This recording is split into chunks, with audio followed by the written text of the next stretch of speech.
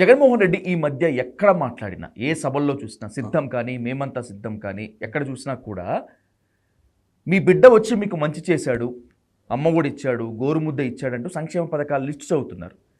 ఈ సంక్షేమ పథకాలే ఓట్లు కురిపిస్తాయి అనేటువంటి అదే కదా ఇప్పుడు 2,60,60,000 2,60,60,000 కోట్ల అదే రూపాయల సంక్షేమ పథకాలు ఇచ్చాడు, నవరత్నాలు. అది ఎంతమందికి చెందింది? 19% బీపీఎల్లకు. తో అదొకటే చూసుకోరేవారు. నీ ఇంట్లోకి వెళ్ళి ఇచ్చినావా? ఇవ్వలే కదా. అప్పులు తెచ్చినావు కదా 12 లక్షలు. ఇన్కమ్ రిసోర్స్ చేసినావా? ఉద్యోగం వచ్చిందా? ఒక రోడ్డు పూడ్చిందా? పోనీ ఇసుక కంట్రోల్ దొరికిందా? బాగా అధిక రేట్లు కంట్రోల్ చేసినావా? హోటల్ రేట్లు, సివిల్ సప్లై డిపార్ట్మెంట్ ఉంటుంది సార్ స్టేట్లో. దగ్గర కంట్రోల్. గతంలో సార్ హోటల్లో ఈ రేటు దోశ ఇడ్లీ అమ్మాలంటే అమ్మాలి sir. They can control it. Price control చేసేది ఉండాలి కదా. బోర్డు పెట్టాలనేది ఉండదు కదా. డిపార్ట్మెంట్ ఉంది కదా. అదర్వైజ్ దే కెన్ వాళ్ళ మీద సెక్షన్ మీద కేసులు పెట్టచ్చు. పెట్రోల్ డీజిల్ అంటేనే కేంద్రం.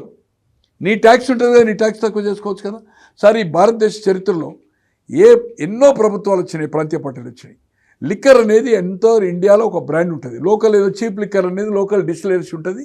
అది ఆటోమేటిక్గా గవర్నమెంట్ ఉన్నా కూడా ప్రైవేట్ రోడ్ హోల్సేల్ ఉన్నా అది అమ్ముతారు. అది లోకల్ బ్రాండ్ పాపులర్ అవుతుంది. ఆల్కహాల్ కోటా ఉంటుంది, లోకల్గానే ఉంటాయి చీప్ లిక్కర్స్. అరే మెయిన్ మ్యాక్డల్ విస్కీ, పీటర్ స్కాటు, 100 పేపర్స్ దొరికాయి సార్. ఏమేమో పేర్లతోటి మొత్తము లేబుల్ చేంజ్, అదే ఆల్కహాల్, అది ఇంత కలర్ వేసి వేయడం. దాదాపు 3,000 మంది చనిపోయారు సార్. ఈరోజు తెల్లగల్లులో క్లోరోఫామ్ ఇస్తే మందు కళ్ళు తాగకపోతే ఎట్లయితే షేక్ అవుతాడో అలవాటు పడ్డాడు, ఒరిజినల్ కళ్ళు నడవదు. అట్లే ఈరోజు లిక్కర్ ఏదైతుందో అక్కడ కొన్ని క్లోజ్ చేస్తే, ఎలక్షన్ కమిషన్ వచ్చి కొన్ని క్లోజ్ అయితే వాడు వేరే దాగేది ఉంటే చేతులు కాళ్ళు వరుకుతున్నాయి. మొన్న విజయవాడలో ఉన్నారు సార్. నేను చెప్పొద్దు, ఒక ప్లేస్కి వెళ్ళారు, తీసుకెళ్ళారు. నా మిత్రులు ఎన్ఆర్ఐ మిత్రులు ఒక ఇంటికి తీసుకెళ్లారు. వాళ్ళు ఒక లీడర్ దగ్గర పనిచేస్తారు సార్. నేను మాట్లాడాను, మీడియాకి చెప్పడం నాలాంటి వాడిని నేను అక్కడ కాదు సార్. అంతకుముందు దాగినాయి బాటలు చూపెట్టిండు. ఇది బాటలు తాగితే అది అయిపోతుంది. ఓకే, ఇక నేను బాగుండదు. అటువంటి వాళ్ళు అక్కడ లోకల్గా ఎక్స్ప్లాయిట్ చేసుకోవాలి కదా. నేను విజువల్స్ ఇచ్చి నేను చెప్పడంలో నాకేమీ అవసరం. నేను రాజకీయాల్లో లేను. ఒక ఏదో కసితో ఇటువంటివి కూడా మనం ఈ స్కూప్స్ మనం ఒక మీడియాకి ఇచ్చినామంటే పెద్ద హైలైట్ అవుతుండే.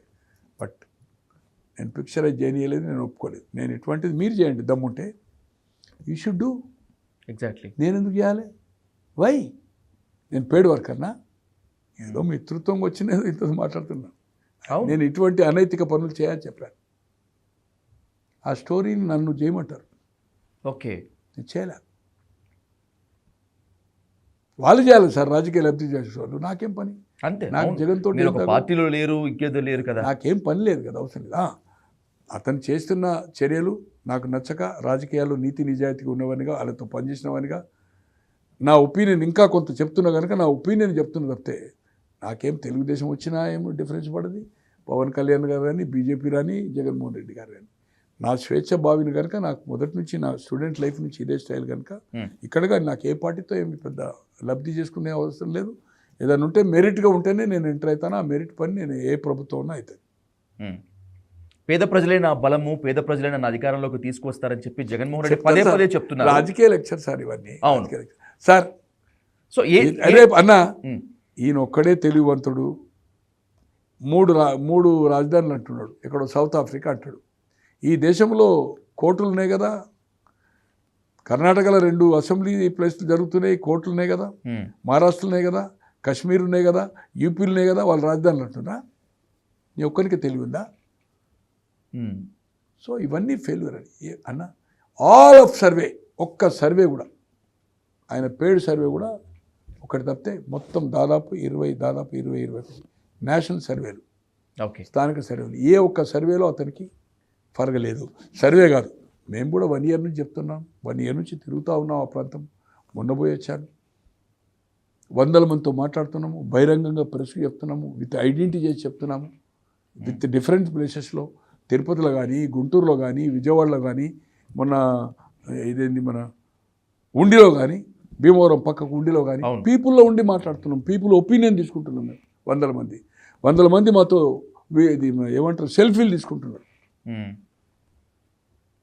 ఆ ర్యాలీలో ఉండే వాళ్ళ అభిప్రాయం చెప్తున్నారు. ఇప్పుడు ఎగ్జాంపుల్ ఉంది ఓకే. రామరాజు గారు ర్యాలీలో పోతున్నారు. 50 మంది నాకు తీసుకున్నారు. ఇద్దరు ఒక ఏబిఎన్ అడిగారు, చెప్పారు. వాళ్ళ ముంగటనే మాట్లాడాను నేను. ఇక్కడ ఇది 83 నుంచి టీడీపీ 2004 ఒక సర్రాజు గారు గెలిచారు. ఆయన చనిపోయాడు, నాకు మిత్రుడు ఉండే. సార్. బట్ ఇది ఎవరు వచ్చినా టీడీపీ. రామరాజు గారు ర్యాలీ పెడుతున్నాడు, సిట్టింగ్ ఎమ్మెల్యే. ఉమ్. ఆ ర్యాలీలోనే చెప్తున్నారు, సార్ ఇక మేము ర్యాలీ పెట్టినప్పుడు రావాలి కదా. బట్ ఇక్కడ టీడీపీ ఎవరికి ఇచ్చినా నేను అన్న రఘురామరాజు గారికి టికెట్ ఇస్తే గెలుస్తాడా? ఖచ్చితంగా గెలుస్తాడు సార్ అని చెప్పి. ఉమ్.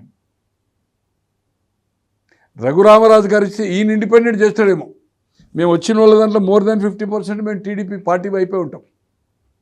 ఉమ్. బట్ శివరామరాజు ఎక్స్ఎమ్మెల్యే 2 సార్లు చేశాడు. ఆయన ఎంపీ పోయినసారి ఓడిపోయాడు.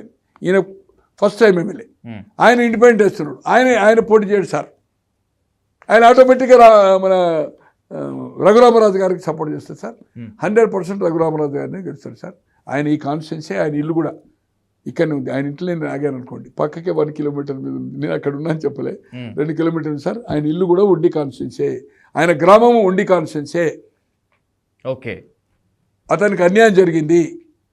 ఆయన 3 ఏళ్ళు పోరాటం చేసిండు జగన్మోహన్ రెడ్డి గారితో, వైఎస్ఆర్పీతో. అతన్ని నాన్న పోలీసు వాళ్ళు 3rd డిగ్రీ చేసిన ఒక వ్యక్తి అయితే 3rd డిగ్రీ చేసిండో చెప్తున్నాడు. అంతే, ఇంత క్లారిటీ చెప్తున్నాడు. సో ఇది వాస్తవం. ఖచ్చితంగా హ్యాండ్స్ డౌన్ 19 నుంచి 21 సీట్లు లోకసభ, 130 నుంచి 140 వరకు ఏదైతుందో అసెంబ్లీ రావడం ఖాయం కూటమికి. రైట్. దాంట్లో ఏమాత్రం అనుమానం లేదు. 100% కాదు, 135 crores భారతదేశ జనాభా, 135 కోట్లు, 135 కోట్ల పర్సంటేజ్ ఇట్ విల్ కమ్ కూటమి. Right. No doubt it. Thank you sir. Thank you so much.